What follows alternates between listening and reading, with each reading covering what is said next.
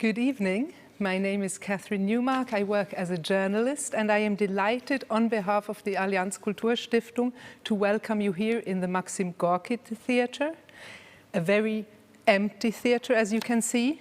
In this corona crisis, our discussion series Berliner Korrespondenzen, Berlin Correspondences, has been moved almost entirely into the digital realm. Und falls Sie sich jetzt wundern, dass ich Englisch spreche, es gibt einen synchronen deutschsprachigen Stream. Sie müssen dazu auf YouTube in der Menüspalte rechts in die andere Kamera auswählen. Berliner Korrespondenzen is a series that started in 2016. It is a cooperation between the Maxim Gorki Theatre, the German Ministry of Foreign Affairs, the Humboldt University and the Allianz Kulturstiftung. The discussion series brings together voices from politics, sciences and culture, and it aims to make sense of the order and disorder of our radically changing world. And to analyze what then Foreign Minister Frank-Walter Steinmeier called in 2016 the tectonic shifts of our present moment. Right now, though, things feel more like an earthquake than like the slow and continual and gradual continental drift. The coronavirus has changed the reality of our worlds entirely in ways that we cannot even comprehend in such a short time, and we do not even know what is going to be the case in the near, the distant, or even the medium future. So what we are trying to debate tonight, the question of what will the world look like after corona, is in a way very much something that happens in a virtual space just as much as this discussion series happens in a virtual space. We do not know what the future holds. We don't know what will happen in 3 weeks. And yet, beyond the central question that we have right now, which is to survive the pandemic, it is obviously quite important that we ask the significant questions that this pandemic poses. We have to ask what are the risks, the dangers, and also the chances of a future world after corona. What is happening to us right now? What is happening to our politics, to our societies, to our cultures? And what will happen when the pandemic has passed? And what would we like to happen? In a word, what will the world after corona look like, and what should it look like? It is these questions that I want to talk about in the next hour with my two guests, with Susan Neiman and Ivan Krastev. But before they join me, I am very honored to introduce Heiko Maas, the German Minister of Foreign Affairs, who has agreed to give a few opening remarks. He has recorded them in the studio on the roof of the Foreign Ministry, which houses an artist-in-resident program. The art that you see in the background is by the Syrian artist Ali Kauf. And so here I give you Heiko Maas. Liebe Susan Neiman, lieber Ivan Krastev. Dear Susan Neiman, dear Ivan Krastev, dear Ms. Newmark, dear viewers. Today we're seeing the first digital Berlin Correspondence Edition. I would like to start by extending sincere congratulations to all those who've made that possible. Shamin Langhoff, the artistic director of the Maxim Gorki Theatre. Shamin, thank you too for your engagement. Esra Küçük, the managing director of the Allianz Cultural Foundation, and of course to our team at the Federal Foreign Office. When I heard who all would be taking part in this discussion today, one thing was clear to me above all, that this edition of the Berlin Correspondences would not only particularly interesting, but also particularly lively. A perfect setup to inject life into this digital format. In a podcast with an American university a few days ago, Susan Neiman talked about how superfluous she feels as a philosopher just now, when a very different group of people is keeping the world going. Doctors, nurses and care staff, lorry drivers, all the people who work in our local supermarkets. She went on to say, if I may paraphrase, that this is all the more reason why we should perhaps use this time to think about what comes afterwards, about the way out of the crisis. To my mind, that pinpoints exactly what today's Berlin Correspondence aims and claims to be doing as well. It is a matter of appreciating, of improving and shaping. Ladies and gentlemen, In the early stages of the crisis, Europe focused all its actions on countering the danger. If you wanted, you could detect national egoism there, or, like Ivan Krastev, at least a renaissance of the nation states. Perhaps, because of my job, I see this slightly differently. After all, solidarity demands a certain degree of capacity for action on one's own part. And that's why it was right, perhaps even necessary, for countries around the world to try first to get the crisis under control at home. This produced capacities that we then used to help others. For example, when corona patients from Italy and France were treated in German hospitals.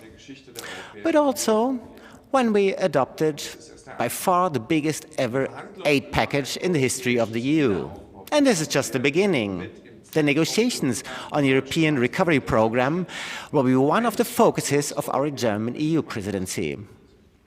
By the way, for us Europeans, one thing was always clear, namely that the only way to fight a virus that knows no borders is by acting together. This applies to the EU, to the G7, international organizations like WHO, and also the Alliance for Multilateralism, which we created. We have put the fight against the pandemic, the search of vaccines, and the questions of the fair global distribution of medical equipment right at the top of every agenda. But the crisis has shown us something else. Solidarity without sovereignty risks to be exploited. So we need to make our societies more resilient, not least in the face of disinformation. The WHO is already describing the dangerous false coronavirus claims as an infodemic. We will also be focusing on this topic in Europe. To this end, we'll be getting advice not only from experts, but from citizens across Europe. And we will be asking them how they want to get information digitally and how governments and social media companies should be handled disinformation. I see this as a step towards a real European public space, which looks beyond national interests, a public space which questions the stereotypes of the poor South and the rich North, which gets involved in debates and on the future. For that, we need new forms of political dialogue and participation. That's why I'm already looking forward to a project which we're planning with Olafur Eliasson during our EU presidency. His Earth Speaker will give young people all over Europe the chance to feed their visions for the future into the public and the political arenas. I believe ideas like this are more important than ever, particularly in times of physical distance. And the further we get through the acute phase of this crisis, the louder should be the voices from the cultural, scientific, and social spheres. Voices calling for openness, diversity, democracy, and the rule of law, not simply to be left by the wayside in the crisis. This will only succeed if we act together. So let us make a start today. Thank you very much. To Foreign Minister Heiko Maas for these words. I now will have the pleasure to introduce our guests for tonight. On my one side, or on one screen, we have Susan Neiman, an American philosopher born in Atlanta. She studied in Harvard and taught philosophy in Yale and Tel Aviv. She came to Berlin, to Germany in the year 2000, and she has been the director of the Potsdamer Einstein Forum since then. And she's, among many other functions, also a member of the board of the Allianz Kulturstiftung, who is co-organizing this event. She joins us from her flat in Berlin, Kreuzberg or Neukölln. There is some debate as to which part of Berlin she lives in. Anyway, very much welcome to Susan Neiman. And thank you. Susan Neiman is officially it is Neukölln. Known for her broad and extremely enlightening work on evil. Her book, Evil in Modern Thought, An Alternative History of Philosophy, is an extremely important read, not just for those among us who are fascinated by evil, but also for everyone who wishes to understand the dark side of Enlightenment ideals that have been so important in Europe in the last few centuries. And less than 2 months ago, already very much just at the beginning of the pandemic, Susan Neiman's most recent book was published in German. It is called Von den Deutschen lernen, wie Gesellschaften mit dem Bösen in ihrer Geschichte umgehen können. That's the German title. In English, it is Learning from the Germans, Race and the Memory of Evil. And it makes a far-reaching and fascinating analysis of the different ways two societies have dealt with their past. Modern Germany with National Socialism and the United States with racism and slavery. So very much welcome to Susan Neiman in Neukölln or Kreuzköln. Neukölln. Thank you. Glad to be here. And on my other side, or my other screen, I have Ivan Krastev.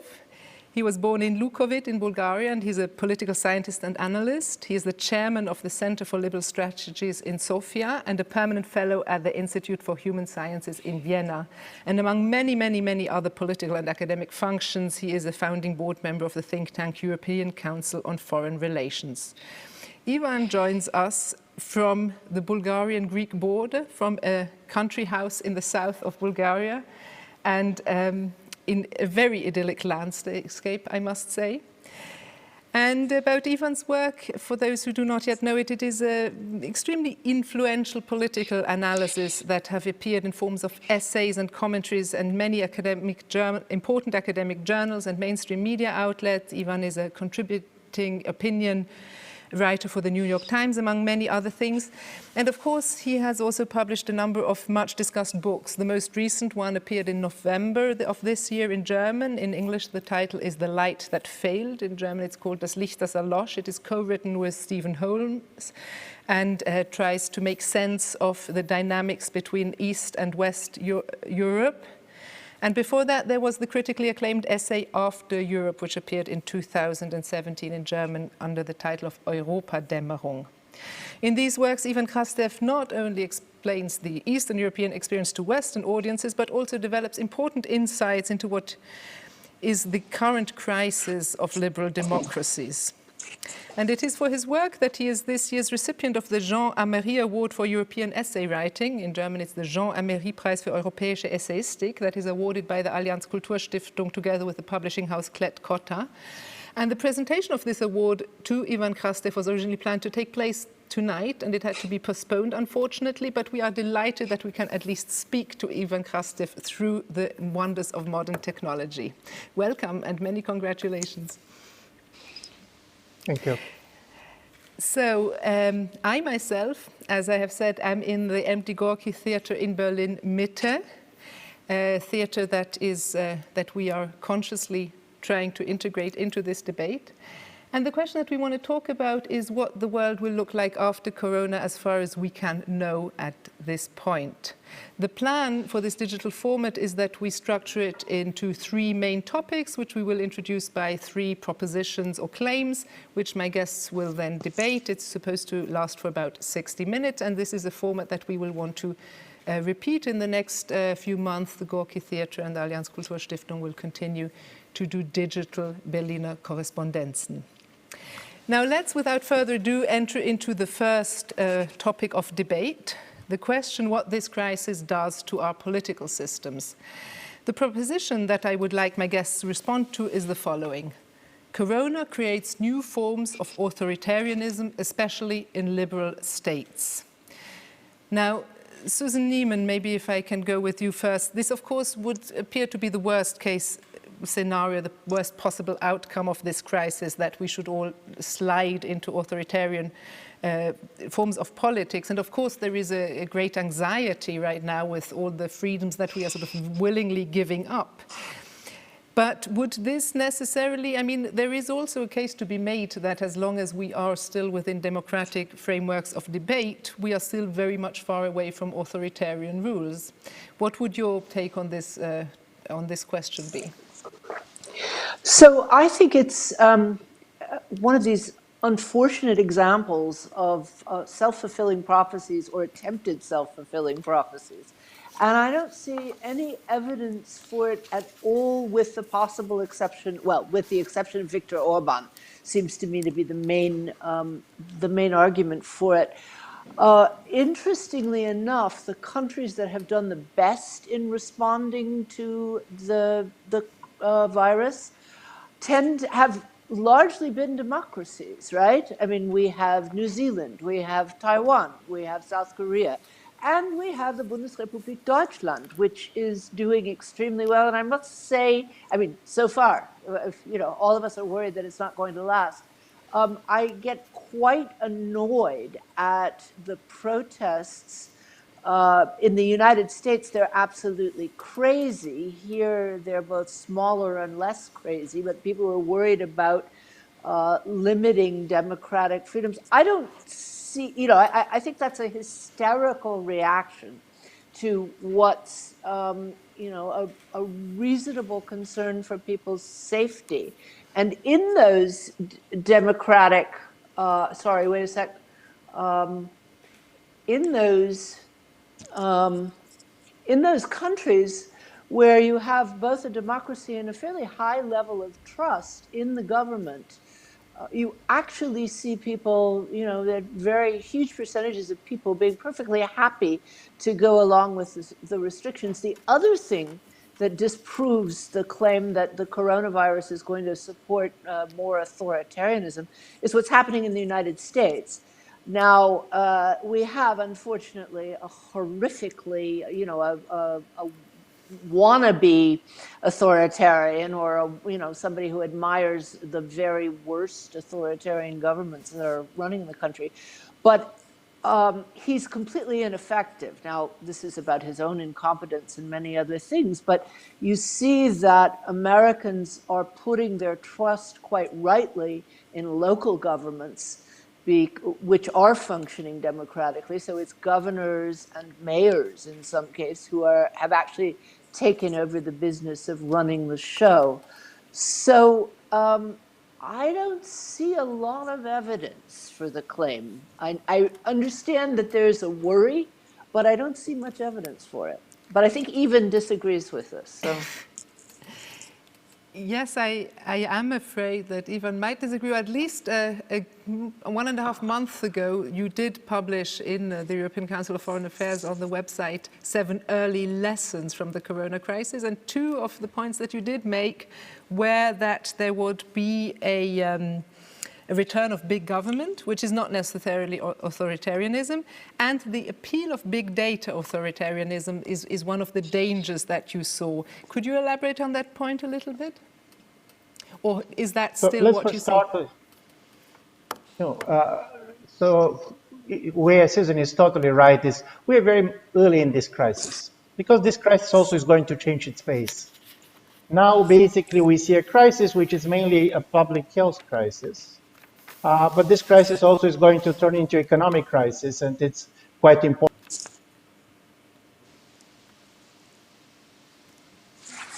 I'm afraid Ivan, we've lost no. Ivan for a second there to internet connections. This was our worry. This was our worry. Let's wait for 1 second, otherwise we will have to continue among ourselves. Oh no, but that's. Can we call him? Do we have a telephone number? I mean, if worse comes to worse, we could try WhatsApp. Because it's not interesting if we don't get to disagree with each other. I think that we should just wait for a moment, and maybe we can talk about 1 or 2 more things until his connection comes back online. We could maybe hope for that. I was interested in the point that, if I may continue with you, I was very interested in the point you were making about trust in governments, because this seems to be, in my limited observation, the major difference of how people experience the democratic dangers or not dangers of this crisis. People in Germany seem to have, by and large, in the last 1 or 2 months, have expressed a lot of trust in the German democratic system, but also in the people who are ruling us. Notably, Chancellor Merkel has been seen as a very trustworthy person. And what you now said about the United States is sort of the evil counter-example of Donald Trump, who doesn't elicit trust in a lot of people, but you have then brought it down to this more local level where people will do everything that is needed to be done and will trust their government on a local sort of state level. The governors have taken over, Yes, so basically the criterion for functioning democracy at this moment would be trust. Yeah, but what that means is, I mean, trust needs to be founded. That is, there has to be a history of people feeling that by and large, the government is not acting against their interests or for a small group of special interests, and that by and large, the government has been reasonably transparent in, conveying information. And, the fact is that is the case in Germany, where, by the way, I think one of the very few good pieces of good news to come out of the coronavirus crisis in Germany is that the AfD, which was trying very hard for the last 5 years to stir up mistrust against the government and against the traditional media, that the AfD has sunk in the polls dramatically, which is fantastic news. So anyway, that is, trust has to be earned. A government has to be trustworthy. If there's a history, by and large, in a democracy, people will come to trust it. Not always, of course, but by and large. And would you connect this trust in government also in a sort of a common or shared rationality, something like a trust in reasonable debate or also a trust in science? Because one observation that has been interesting is how much experts have become authorities again. We have gone through long years of expertise and scientists being deviled, quite frankly. Climate change is a hoax. There's been a lot of conspiracy theories and a lot of mistrust in science. People believe that science, because it doesn't give full and complete answers to any given problem, is just as valid as what everybody else thinks. And now we are watching in real time how scientists don't understand the problem completely, but they do understand more than we do. And it would appear that trust in sort of authority of expertise or science or scientist has been, in a way, strengthened by this crisis. Yeah, I think it's become clear that while they're also tapping in the dark, we don't have an alternative. It looks to me like Ivan has been unfrozen. Is that true? Can you hear? Yes. Can you hear Yes, us? I'm back. Oh, wonderful. Should we I'm go back from the to dark authoritarian. Do you remember the proposition that I would have liked to had your input on, and would you like to continue? Yeah, I don't know what I managed to say before I was disrupted, but listen, if you go to literature and you look for a major metaphor for societies losing freedom, you're going to see all these books about plagues, about epidemics, and the major story is that all these kind of viruses has one additional virus, and this is they're infecting society with fear. And I do believe this is one of the important kind of a source of trouble. And the story is that if you ask people, and psychologists have been doing quite a lot of work on this, out of all threats people are facing, when they ask, are you ready to restrict your rights, to allow the government to restrict your rights, public health comes number one. People are not going to allow certain type of restriction of rights when it comes to the anti-terrorist legislation. But they're going to be much more open to this option when basically it comes to the problem of public health. So from this point of view, I do believe that these fears of kind of authoritarian shifts are natural, but there are two things on which I very much agree with Susan and I want to make clear. One is, this is not true that authoritarian leaders like crises like this. And the reason is very simple. Authoritarian leaders like crises that they can produce themselves. Right. Because basically this is a crisis which you can manage, which you can change. And this is not by accident that authoritarian leaders like Bolsonaro or Lukashenko, one of the major kind of political figures who said COVID-19 does not exist. This is manipulation. This is just in the imagination, because this crisis is real. And not simply that this Trump crisis tried is to real, say that. Yeah, this was before he decided to inject disinfectant, basically. Right, but I'm just saying it fits the pattern you're talking about. He So tried. exactly, and this is very important because in a certain way, the real crisis is also constrained. And this is one of the paradoxes of this crisis. Because it happens everywhere, we are sitting in different places. but we're all the time comparing what the governments are doing in different countries. You cannot isolate yourself. Paradoxically, the more people are isolated, the more, in a way, they're connected in the way they see the world, because staying here in a small village in Bulgaria, every day, even on Bulgarian television, I know how many people has died in the world, how many in the United States, what is happening in South Korea. Right. We are living in a time in which you don't need to know foreign language in order to understand the Right. news covered all over the world. And I don't believe that authoritarians like this.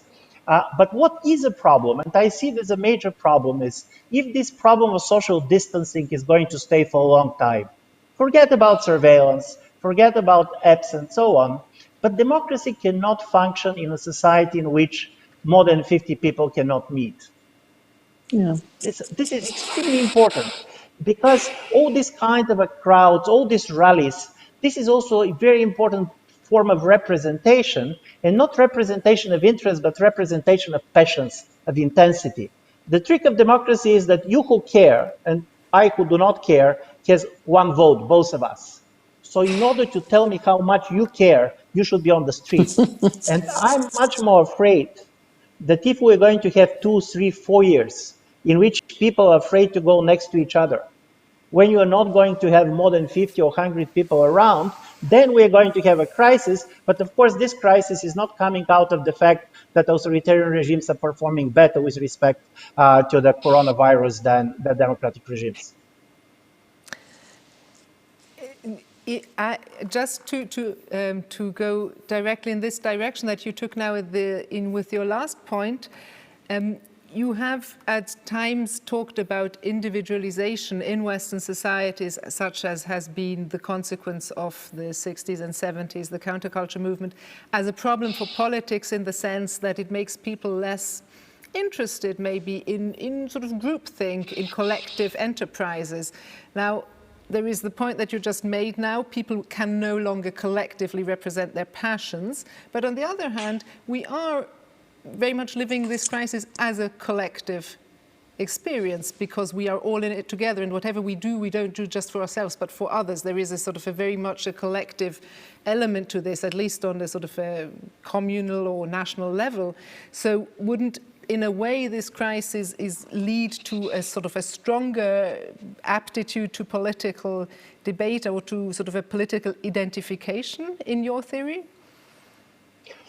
Listen, in my view, the interesting story about this crisis is that it has two faces all the time that does not go each other. On one level, obviously, this crisis has a very strong deglobalization effect. You see the disruptions of the major, for example, supply chains. You're seeing countries closing their borders. At the same time, these same people, all of us, staying exiled in our apartments, we feel more than ever part of a common world, because the world is common. So paradoxically, the virus is the one that brought us together.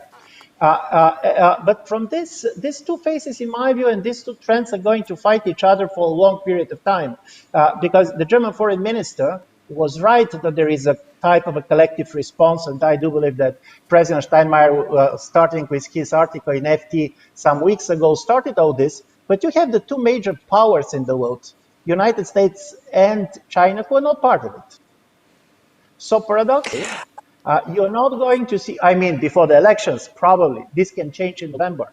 But in this critical, compare with the global financial crisis, weeks after the global financial crisis, you have G20, you have certain kind of a common actions. I don't believe that even after the American elections, the relations between the United States and China is going to go cooperative. And you can also see how aggressively China basically is using this crisis to try to push its interest and role. So we are going to come with the world which is common, because we have been united by this virus, but at the same time, it's going to be much more confrontational, at least on the level of the two major global powers. I think that you wanted to respond directly, Susan? Maybe not yet. I mean, did you have a question? No, I was interested in the, I mean, it's the different levels, right, of cooperation. I mean, we have the problem already on the level of the European Union, you could say, and of course also on the level of the American-European partnership and of the sort of much more global level of America and China. The question is, on which level does the pandemic, which theoretically should make us all cooperate, actually lead us to cooperate, right? Well, I think Ivan is absolutely right in exposing this very paradoxical face of the crisis, that on the one hand, and you can express in a lot of different ways, you know, but we're deeply aware of and feeling globally connected at the same time that we've literally and physically retreated into the smallest possible space, our own homes. On the other hand, I think that, you know, I worry about making predictions because we are at a moment when really almost anything is possible. Think about the ways in which our behavior has changed within 2 months in ways that nobody predicted would have happened. I mean, we're all still getting used to a completely different form of living, of planning, of managing expectations. You know, I'm not sure that anybody has really come to terms with that yet. One of the things that means, though, is that we have absolutely open space in terms of possibilities. Neither of us are economists, and you know, I'm not sure how much we want to talk about nitty-gritty economic issues, but it's important to remember that the Great Depression produced in Germany, you know, played a huge role in feeding the rise of fascism. And the United States went in exactly the opposite direction. It produced Roosevelt's New Deal. And moreover, this is something that progressive Americans are thinking about and focusing on right now. I just was reading an article this afternoon. One would have predicted in 1931-32 that because of the huge amount of unemployment in the United States, that people would be able to suppress unions, you know, that anybody who was lucky enough to get a job wasn't going to be concerned about collective bargaining. In fact, it was the high point of labor activism in the United States, okay?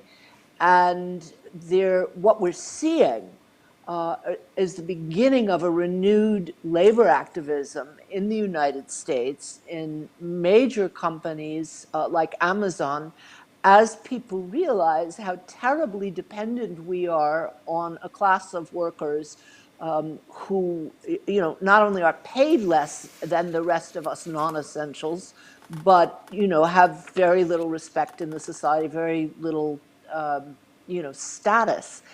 And it is open.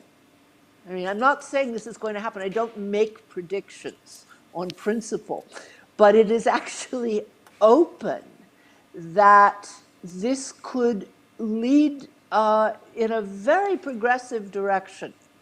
Now, I mean, I can say more about that later on because you've sort of organized the you know, the discussion to 3 parts. But I think it's very important that we acknowledge the openness of possibility in this moment.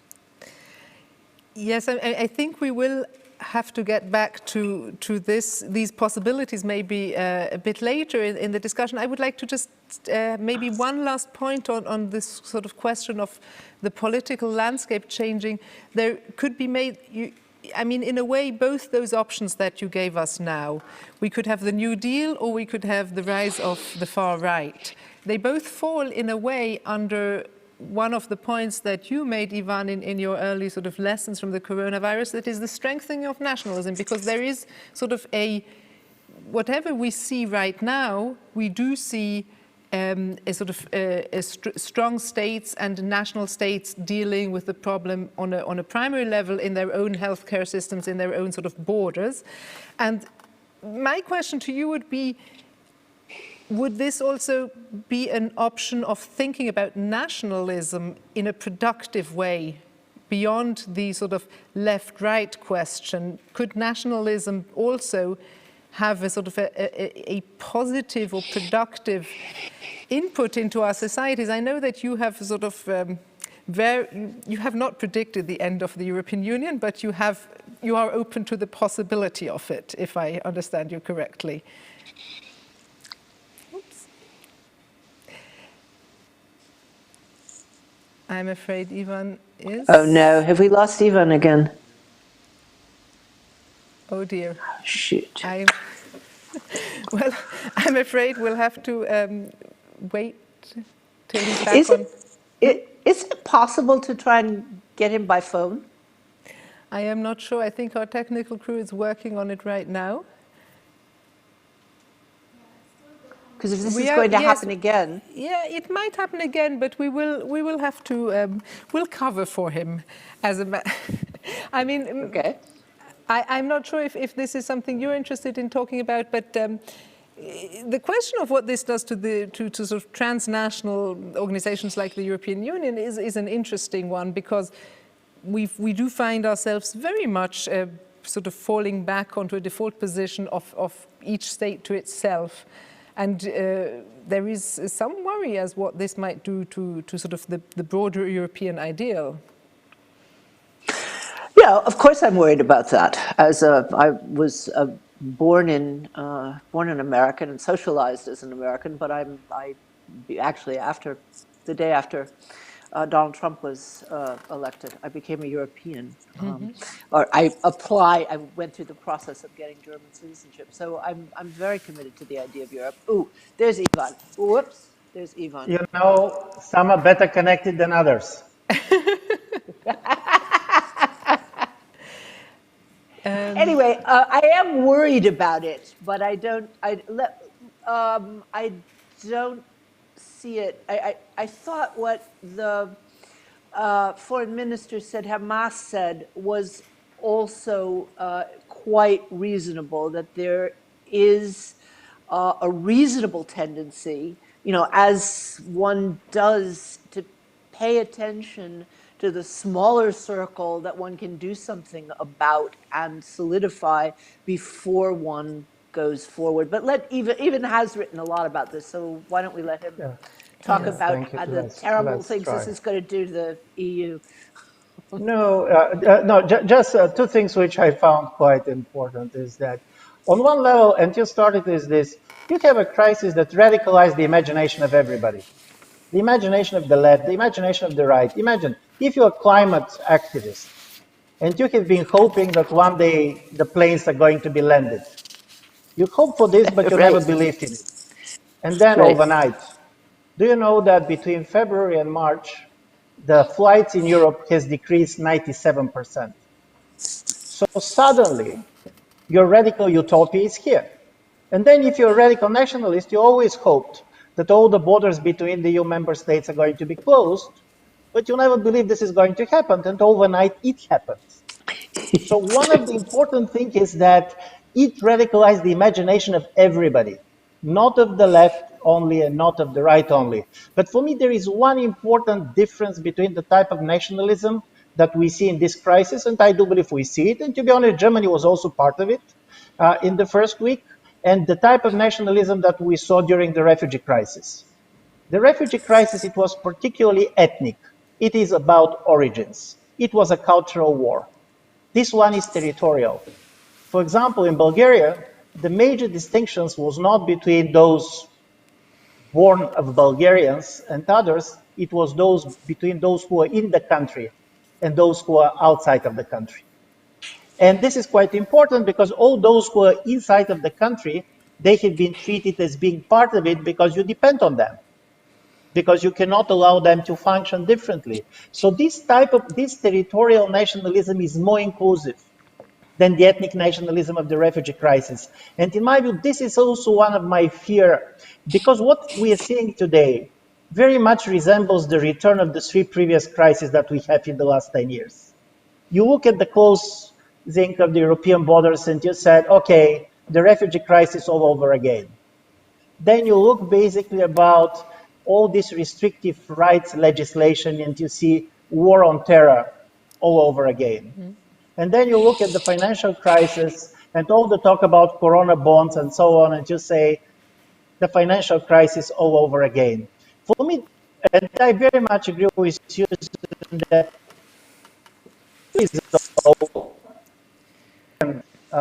football was to predict particularly the future, but it is also quite important to know that we see a different crisis. It's a novel crisis. It is not simply the return of the previous three. And for me, this is something that is important. I couldn't agree with you more, exactly.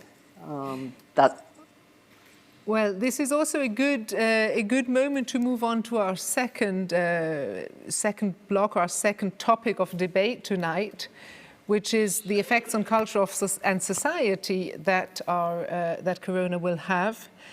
And the thesis that we will use to introduce this part is actually a direct quote from an interview that Ivan Krastev did with the German newspaper Die Zeit. It says, "The current crisis is also a metaphysical crisis, but we don't discuss this enough." Now, as long as we have you in the line, Ivan, maybe you could elaborate on this a little bit? I hope. Listen, when we touch on metaphysics, I'm sure that the connection is going to stay, because this is also but in my view, at least for me, there are two important issues. One is our relations to death, and this is critically important, because one of the strange stories that basically is that we're seeing death as, for example, somebody who is hungry to medical mistake or did something else happen. From this point of view, you see this virus, this is killing most, is nothing dramatic. It is dramatic, and for good reasons, because I do believe our relations to death has been changed. And this is also why I do believe people has a huge problem with epidemics, because the death does not have any meaning. A war, at least the guy that you are not dying, you are sacrificing. There is a dying random. There is no meaning in what is happening. And I do believe this is one of the scary factors of all these epidemics. I was very much, by the way, shocked by a fact which, you know, people has died than the World War I. But Spanish, there are only 400 books that have been written for the last 100 years on the Spanish flu, and there are 80,000 on the World War I. And one of the reasons is that we don't know how to remember these epidemics, because at a certain point, nothing is happening. I always that the difference between the epidemics and the war, this is the difference in reading Tolstoy's War and Peace and reading Joyce, because it's a stream of consciousness. Everything is happening in our imagination. Stay confined, imagine difference. But if you're going to ask me what I did for the last 50 days, staying confined here, there is not many things that happened. And when we talk about this, how we are producing the meaning of life, for me, the interesting story is kind of a narrative can come also out of this. I do apologize for the bad connection. Susan, the question of meaning and natural catastrophes versus man-made one, this does very much go to the heart of things that are very close to your work, especially, I mean, this is not classically, philosophically speaking, a metaphysical evil, a pandemic. It is, in classical philosophy, it would be a natural evil. But what is the status of a natural evil? Does it have meaning? Do we have to give it meaning, or do we just have to go through it? So thank you for your kind words about my book, Evil in Modern Thought. I just want to add something. You said I talk about the dark sides of the Enlightenment, and it's true that I do that, but it's not because I simply have, have a weakness for pointing out dark sides of things. There are people who do that. The reason that I wanted to point out the dark sides of the Enlightenment was exactly to show that the Enlightenment was far from the sort of naively optimistic movement that people tend to take it to be, and to show that, yes, actually, they thought a lot about evil. In fact, they spent probably as much time thinking about the nature of evil as anything else. So when they talk about hope and the possibility of progress, it's not because, you know, they're clueless children, which is often how they're portrayed, but that to be the side. And one of the things that they did, which was extremely progressive and extremely modern, was to distinguish between natural, moral, and metaphysical evil. Metaphysical evil kind of fell out the window, but the important thing was to distinguish between things like plagues and earthquakes, which had been taken as natural evil, and things like wars and murder, which were called moral evil, but natural evil was always seen as punishment for moral evil, and God was responsible for all of it. And something changed so all of it had meaning. That is, natural evil had a meaning. Of course you're suffering. You screwed up in some terrible way, and maybe you don't know what it is, but God knew what it was. I mean, this is, you know, goes all the way back to the book of Job, where his three friends come and tell him, no, actually, he must have done something wrong, otherwise he wouldn't be suffering. And it's a very, even in modern times, it's a very natural assumption. I mean, this is one reason why we're also celebrating the Jean Amery Prize winner, and Jean Amery is one of my heroes. So in fact, we were supposed to do a conference on Jean Amery at the Einstein Forum at the end of June, but we're putting that off for a year.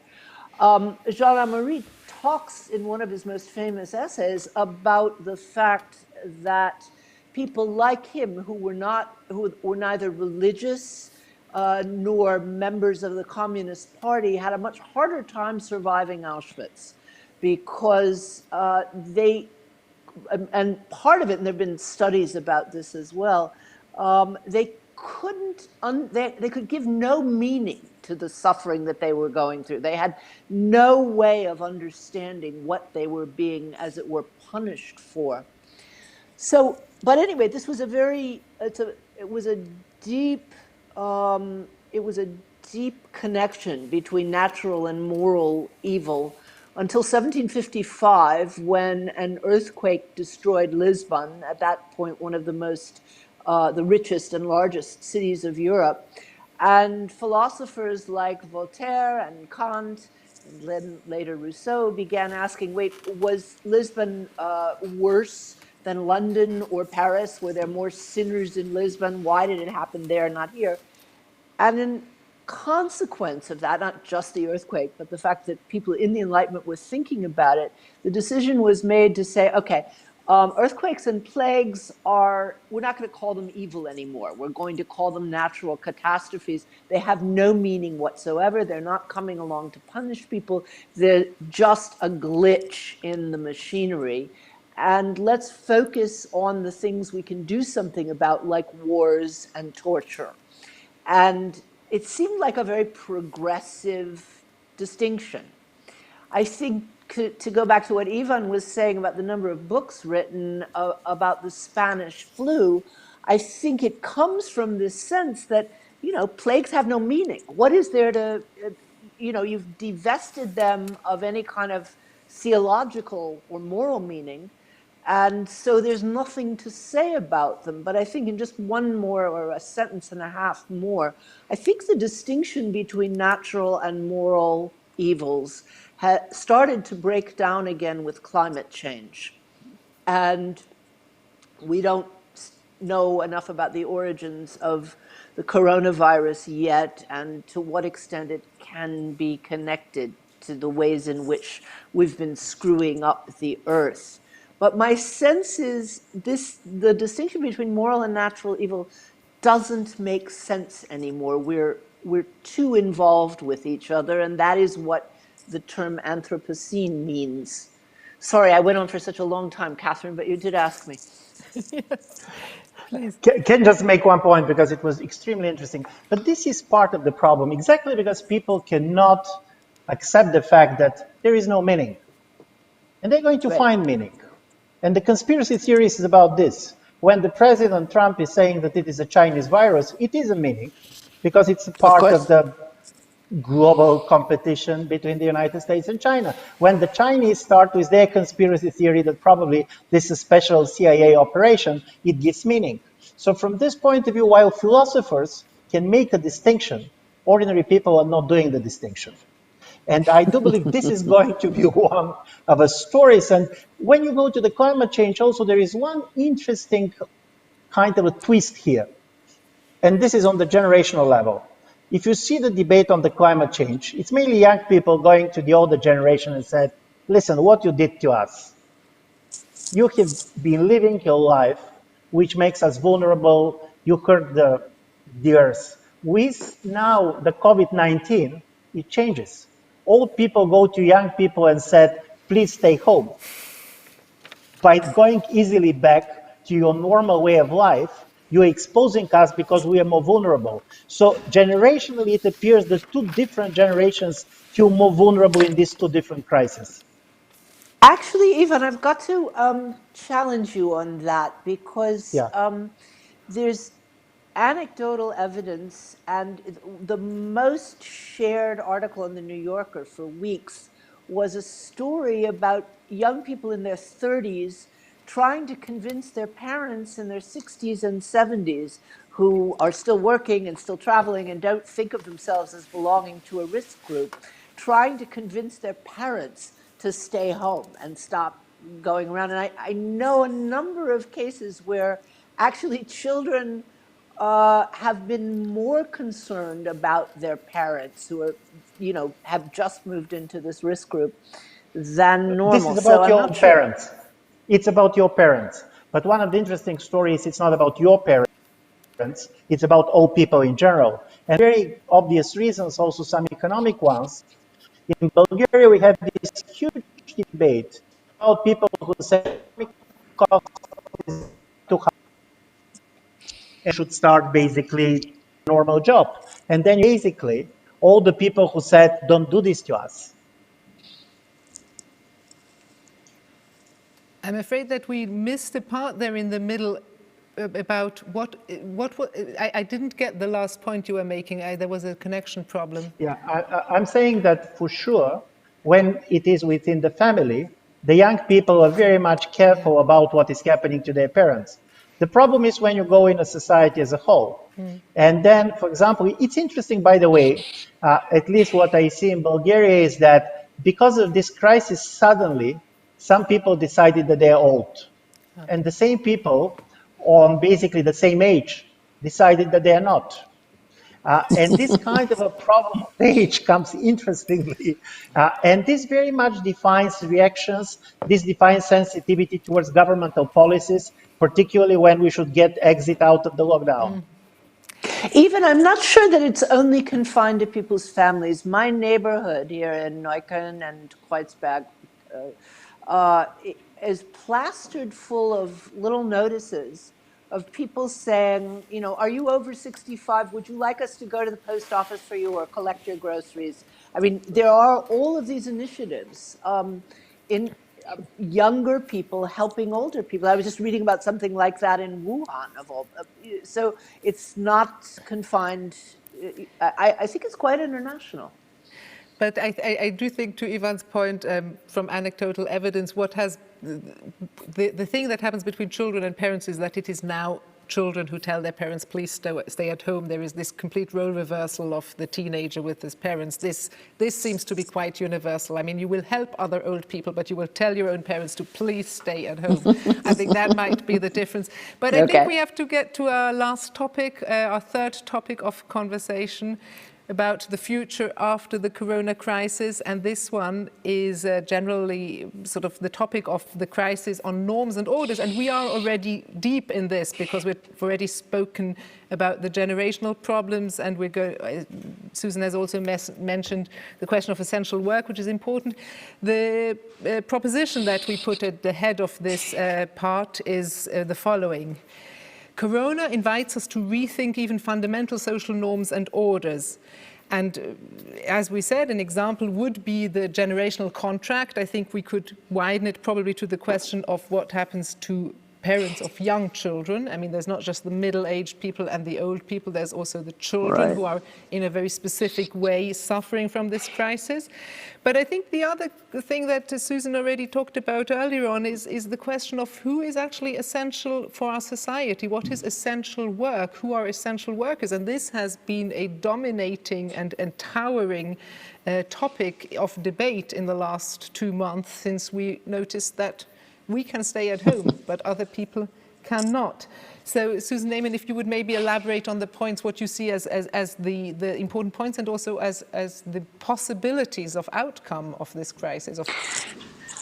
So, best case, again, and this is a kind of Kantian point, I think we have, in a situation where the outcome is absolutely unknown, I think we have a moral obligation to hope for the better outcome in order to allow us to work towards a better outcome. Not in order to do wish fulfillment or fantasy, but if we don't believe that the better of two outcomes is possible, we will resign and become cynical and give up. And the best outcome is this.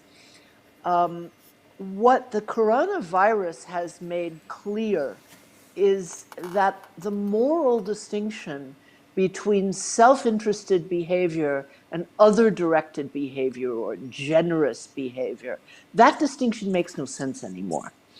We've been living for at least 30 years since the so-called end of history and the triumph of neoliberalism with the belief that people are really only motivated by a very narrow form of self-interest. And it's a deep ideology that's not just reinforced by economic neoliberalism, it's reinforced by evolutionary psychology, and it's even reinforced by certain parts of postmodernist truth is power theory. But I think it's undeniable that that's been the tenor of the times for the last 30 years, and that it's felt very hard for people like me, who writes books with names like Moral Clarity and talks about the reality of ideals. It's been very hard for me not to get laughed at, as somebody who's, just hopelessly naive and idealistic. Well, guess what? It turns out that radically self-interested behavior, now that we have seen how deeply connected we all are, turns out not to be possible. We need we need the people who check out groceries at the store more than most of us, frankly, and we need to take care of each other. Not out of goodwill, not out of generosity, not out of being a social democrat, which I am, but simply because everything will collapse if we don't.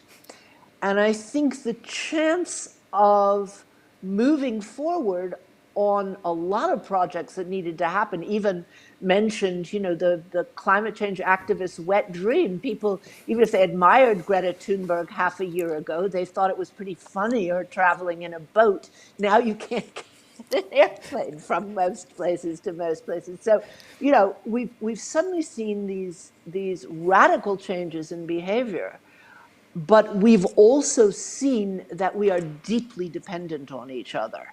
And it seems to me that a switch in thinking about that could really open up new norms, or a situation in which the clash between norms and self-interest just seems utterly ridiculous. So, yeah, just on this, because Susan has this beautiful phrase in her book, Learning from the Germans, that enlightenment is a tough business. And just to give an illustration, when you see that certain job is very essential for you, if you're in business, the first thing that you want to do is to automate it. If it's very essential, better to be performed by robots because they don't get sick. And I do believe that one of the outcomes of this crisis is going to be a real strong push for automation. And when you're basically reading and seeing what businesses are doing, this is important. Because this type of a total uncertainty, which Susan was talking about, also creates the situation in which the government starts working with the worst case scenario. In a certain way, you're so much in a situation in which you don't know what to do. Your actions basically are based on nothing, particularly in the beginning. You don't know what kind of virus. You don't have any type of testing. So this is why countries are locking down, even don't knowing why they're doing this. By the way, in a country like Bulgaria, we have 60 people that have died for the last 1 month. And we basically have the same lockdown like everywhere else. And this is the politics of uncertainty. You are doing what others are doing because this is the only way to tell to your people, listen, I don't know what is going on, but you cannot accuse me of not doing what others that have a real problem is doing. So from this point of view, yes, the radicalization of the imagination can lead to a much more normative vision, but it can also go very much to this defensive position. And from this point of view, if you look at the last 2 months, imagine that all of us are sitting here and we are going to be offered to have a referendum. Which crisis is going to be best for humanities? Is it a war or a kind of a big migration or pandemic? And believe me, I do believe most of us were going to have a pandemic. Unlike the wars, it's not basically clashing nations against each other. It's less pressure on the democratic regimes. And then you have this pandemic and the capacity for the international community to react cooperatively for the last 2 months was really at a very low level. So from this point of view, I do believe that they could be also a breaking point in which, out of not knowing what we are doing, in the way we closed our borders, we're also going to close our imagination. Because you said the world is so kind of risky that the best thing that we should do is to go back to the normal, even if we don't know that the normal exists. Ivan, I have a question for you because I've started actually to collect things in a file that I call Corona Good News. Collect in the things that I'm reading, actually examples of people opening their imagination. And I'm getting quite a number of things in the English-speaking press, but you read other languages than I read.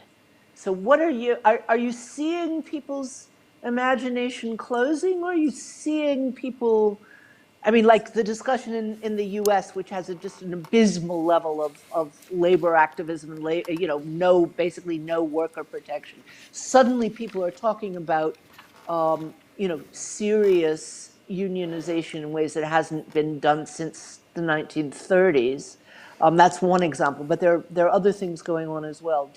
What's your empirical No, listen, none of us has a really empirical views on anything because all of us are staying in our houses and our basically empirics is the last thing that we did. But I do believe that what is happening is that those groups that have a strong normative vision, by the way, both on the left and on the right, are the only one that you can hear. Either you can see these people protesting against the lockdowns in the United States and saying the social distancing is equal to communism, or on the other side, you're going to see the left activists. My major story, and this is why I was so fascinated by the fact that we don't remember epidemics. The interesting story is that we can have our life being changed, but not in a deliberative way. There is not a project for change. Much more the epidemics is going to change our lives because of other things happening as a side effects of this and that, instead of one or the other project being realized. And to be honest, this was also one of the major effects of the Black Deaths during the Middle Ages, because so many people had been killed. There was a basically deficit of labor, And as a result of this, a classical feudal society was very much destabilized, and you have higher wages and others. But Susan, you said it in the beginning. 1930s happened in the United States, and you have Roosevelt, and they basically happened in Germany, and they had Hitler. In both places, it could have been different. So from this point Right. of view, I don't believe that there is a certain direction which this crisis is pushing us for. It's going to be many things depending on decision of political leaders, but also on luck. And this is one of the things that in, for example, Bulgaria, when you're asking people, we are doing fine, we have not many infected people, we don't have many people dying, does it mean that we are doing very well? And many of the people are going to say, we are lucky.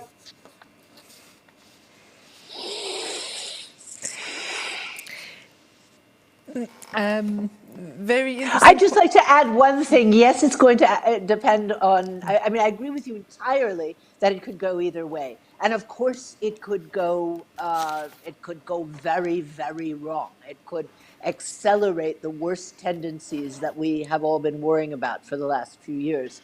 But it isn't just luck, and it isn't just politicians. It's also a question of what people decide to do about it. And I share your worry that a real democracy is definitely hindered if no more than 50 people can get on the streets together. But you did see, I suppose, the pictures of the demonstration in Israel where people were carefully marked out in Tel Aviv, you know, I mean, 2 meters apart from each other. I mean, people are imagining new forms of political activity as well. So I would say that is obviously the great challenge, because of course I do see this point with a lot of things are luck. Many countries are luckier than others in where they caught the pandemic. But I do think that there might be a point to be made for a political outcome to also have something to do with political actions that we might choose or not to take. And of course, I did get your point. The point was made repeatedly this evening that there might be a certain difficulty in doing that when we are all sitting at home in isolation and the communication is at best wobbly through the internet. And this has been the experience of tonight, but it has been a great experience, and I'm afraid we will have to wrap it up now because we are already a little bit over time. But thank you both so much for debating these topics with me. Thank you, Susan Neiman from Neukölln. And thank you, Ivan Krastev from the south of Bulgaria. And of course, I would also like to thank our audience who has stuck with us online. And this debate will continue to be available online in German and English. And we will also continue this format. We will be doing 3 more discussions of the Berliner Korrespondenzen in the virtual realm until the summer on the various effects and challenges and possibly political chances or sort of opportunities of the corona crisis. I want to lastly thank the technical team of the Gorki Theatre for making this all happen despite some little glitches. I want to thank the translators and everyone who was involved in the preparation from the Allianz Kulturstiftung. So thank you very much, Susan. Thank you, Ivan. I hope that you stay safe, that you stay healthy. Thank you to all the audience for your attention. Good night, good luck. Keep at home, keep healthy, and keep safe. Goodbye. Thank you, Catherine. Thank you. Thank you.